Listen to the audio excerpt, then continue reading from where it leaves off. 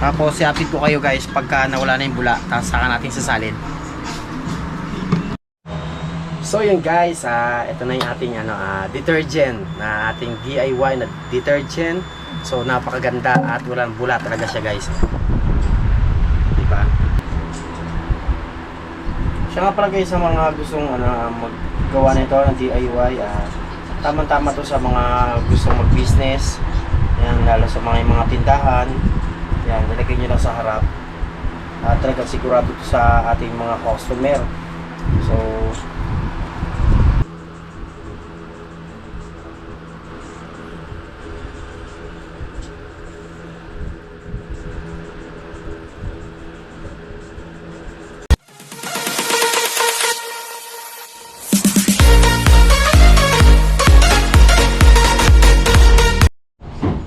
yun guys, meron naman tayo next na DIY.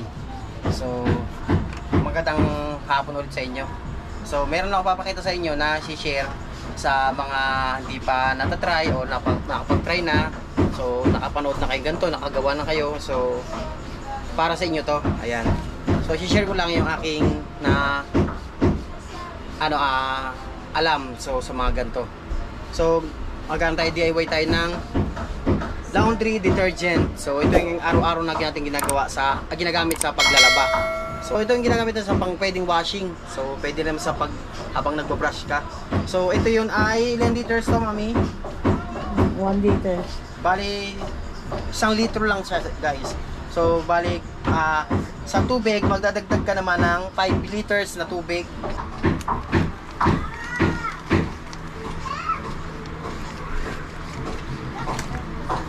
So yun guys, sasalin na natin yung ating DIY na detergent.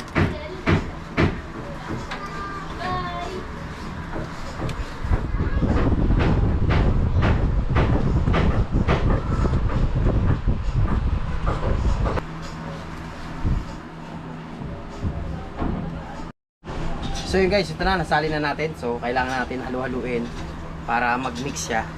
Tapos tulad din ng ginawa ko doon sa DIY na dishwashing. So halu-haluin lang, tsaga-tsaga lang halo-halo.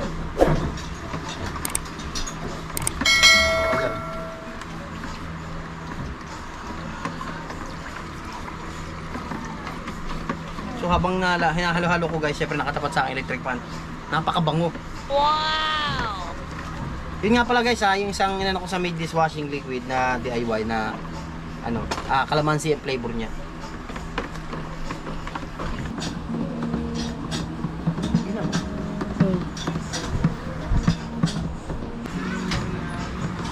Tapos i-update ko kayo guys pagka nawala na yung bula, tapos saka natin sasalin.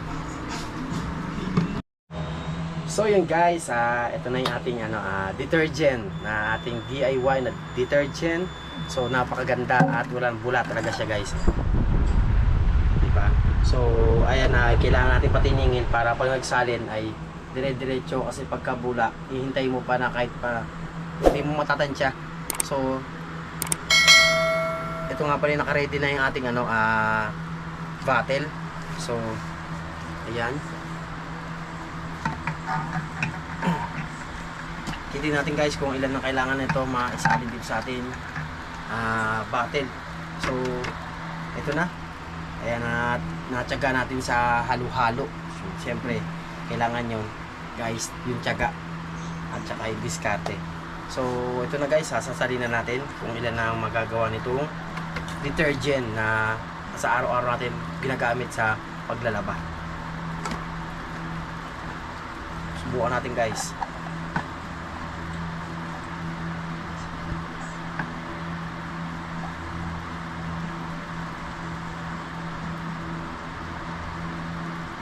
Baba.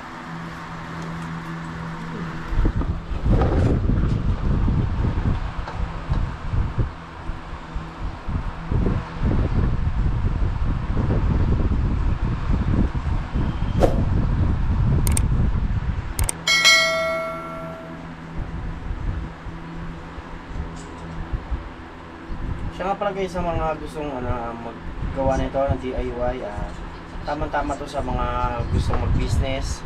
Yan, lalo sa mga tindahan. Yan, nilagay nyo lang sa harap. talagang sigurado to sa ating mga customer. So hindi naman siya mahirap, kailangan tiyaga lang talaga guys sa mga halo-halo. Kailangan guys matunaw antimano yung mga ano niya, yung pinaka yung matitikas na detergent. So napakaganda guys, oh. So talagang sobrang lapot.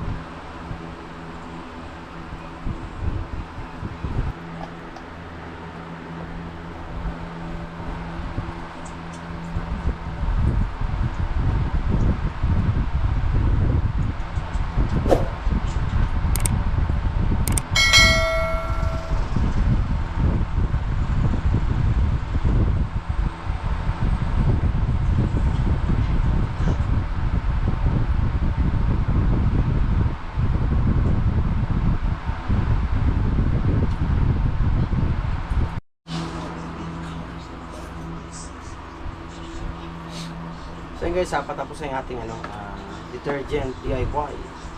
Siyempre,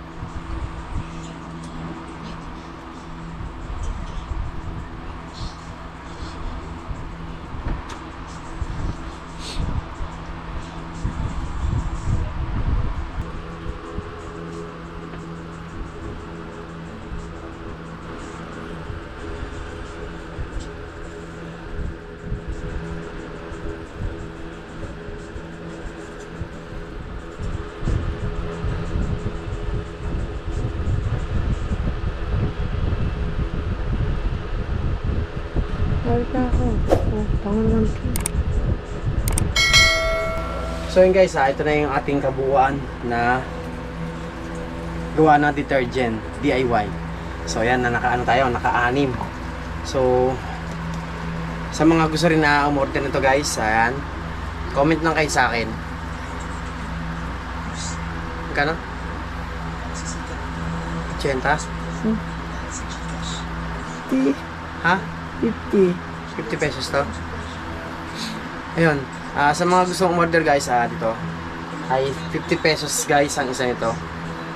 Isang detergent. So napakabula. So napakaganda nito guys sa mga washing machine.